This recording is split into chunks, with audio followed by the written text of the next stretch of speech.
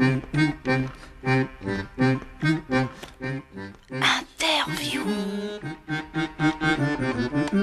Jusqu'au 17 juin prochain, le musée Cévenol accueille dans ses murs l'exposition L'humour dans la Grande Guerre, un pas vers la paix. Cette exposition est présentée par les amis du musée Cévenol et le comité mémoire du Pays Viganais 14-18. Pour nous en parler aujourd'hui, nous recevons Michel Boudard, le président des amis du musée Cévenol. Bonjour à vous. Bonjour. Alors pour commencer, est-ce que vous pouvez nous dire un petit peu sous quelle forme, quel support est présentée cette exposition ? Cette exposition a été réalisée, donc vous l'avez très justement dit, dans le cadre du comité mémoire du Pays Viganais, à partir de documents d'époque. Nous avons exploité 2 journaux humoristiques, Le Rire Rouge et La Baïonnette, et on a extrait des images de ces revues, pas tout à fait au hasard, mais enfin simplement pour couvrir les thèmes que nous avions choisis, qui couvrent. Et on part du front pour aller vers l'arrière. Le front, c'est-à-dire le front, tout ce qui se passe, les combats, les parasites.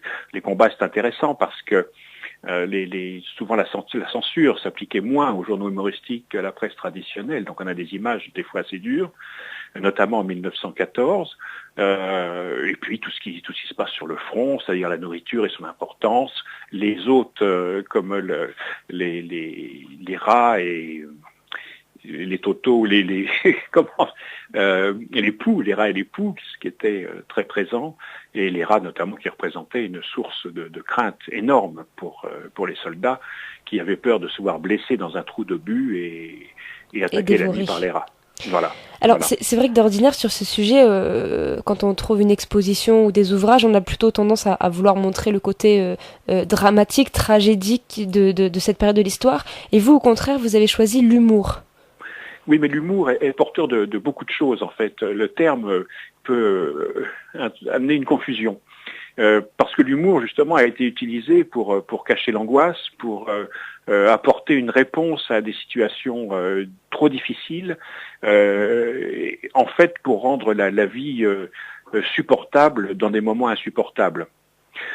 C'est dans ce sens-là qu'il faut le voir. Et cette exposition, donc c'est une série de panneaux regroupés par thème, comme je vous l'ai dit, et au travers de chacun, on a beaucoup insisté sur une chose, c'est sur l'image qui est présentée, l'image originale bien entendu, sur l'image, et le commentaire est simplement, dans le cartel, on trouve le texte imprimé au bas de l'image, de manière à ce qu'il ressorte bien.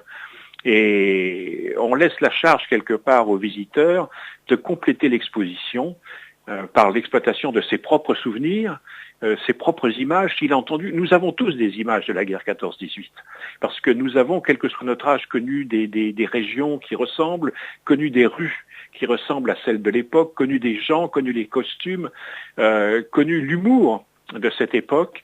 Et les gens peuvent poursuivre le voyage comme si leur voyage, en exploitant au travers du support de ces images, leurs propres données.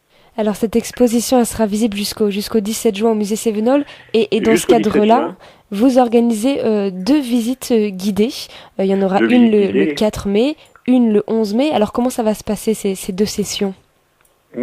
C'est très simple, c'est-à-dire que ce sera simplement la conduite des gens vers un parcours d'images pour les amener justement à réveiller leurs propres souvenirs. Avec un petit passage au milieu, c'est-à-dire qu'il y a bien entendu aussi, on cite quelques dessinateurs parce que il faut bien montrer que ces gens-là étaient vraiment des hommes sur le terrain. Beaucoup de dessins ont été faits dans les tranchées. Et leur rendre un hommage particulier nous a semblé nécessaire. Donc pour cette visite, donc les gens seront accompagnés depuis alors le parcours traditionnel, c'est le front, ce qui se passe au front. Ensuite on va vers l'arrière. L'arrière bien sûr avec comme liaison des choses qui ne sont pas porteuses d'humour comme la correspondance amoureuse qui est pleine de sentiments mais qui ne sont pas des sentiments humoristiques, avec les marraines, avec tout ce qui assure un lien entre l'arrière et l'avant. Et puis dans l'arrière, bien sûr, on va évoquer tout ce qui se passe, c'est-à-dire que toute guerre connaît ses profiteurs, toute guerre connaît ceux qui par astuce vont trouver des moyens soit de s'enrichir, soit de vivre mieux, parce que les conditions n'étaient pas faciles non plus à l'arrière. Et puis on passe par toute une phase de dénigrement de l'ennemi. Alors, sachant que l'ennemi, justement, comme vous le disiez, n'était pas toujours l'étranger. L'ennemi, parfois, il était chez nous. Hein. Mais dénigrer l'ennemi, ça a toujours été, ça nous a toujours rassurés. Hein. Ils mangeaient bien sûr moins bien que nous. Ils avaient un argent qui valait moins que le nôtre. Ils avaient, enfin, tout ce qu'on peut trouver, même leur mode. Leur culture, avec un K majuscule, était bien inférieure aux nôtres. Et d'ailleurs, il y a des dessins assez amusants sur leur culture, notamment. Regardez ce qu'ils font, c'est une image, hein, et l'artiste montre un dessin de Klimt qui a été recomposé. D'ailleurs, donc ce qui prouve que le dessinateur lui-même était tout à fait au fait de l'œuvre de Gustav Klimt, et il s'en sert pour dénigrer l'allemand. Donc vous voyez, il y a toujours des langages un peu doubles, un peu triples, c'est intéressant. Oui. Et puis nous terminons, pardon. Allez-y, pardon, excusez-moi. Et puis nous terminons vers la question que vous aviez du mal à prononcer, me disiez-vous tout à l'heure, un pas vers la paix, point d'interrogation. Voilà, on dit un pas vers la paix, point d'interrogation. Et effectivement, c'est compliqué parce que le président du comité mémoire 1914-1918 m'a dit, écoute, on est dans une année de la paix, il faudrait terminer par quelques images sur la fin de la guerre. Et donc on a recherché dans l'iconographie ce qu'on pouvait trouver à ce sujet. Et on a présenté les choses comme on l'a fait. C'est-à-dire qu'on n'a pas fait de tri subjectif. On a essayé d'être le plus objectif possible dans l'examen des documents. Et là, pareil. Et finalement, on voit très bien au travers des revues d'humour que la paix, finalement, elle n'est pas gagnée. Hein, elle n'est pas gagnée pour plusieurs raisons. D'abord parce que on a certes gagné, mais notre territoire a été considérablement abîmé, détruit, nos usines ont été détruites, alors que les Allemands, eux, bien sûr, ont perdu, mais ils ont conservé l'intégrité de leur territoire. Et puis bon, des petites revanches naissent, et voilà, quoi. Et on s'aperçoit que dans l'esprit, je raisonne dans l'esprit du public, hein.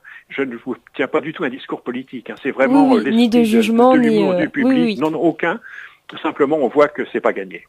Et c'est sûrement là-dessus que portera aussi votre conférence qui aura lieu le 11 mai à 18h30, voilà. 18h ou 18h30 18h30, voilà. 18h30 au musée.